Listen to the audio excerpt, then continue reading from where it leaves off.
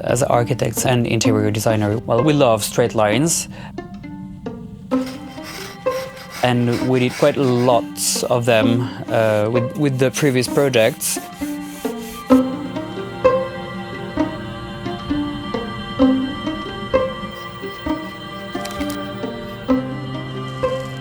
My anesthesia is about the inclination of all objects in the space. The bed, the table, the bench, the furniture, all the furniture.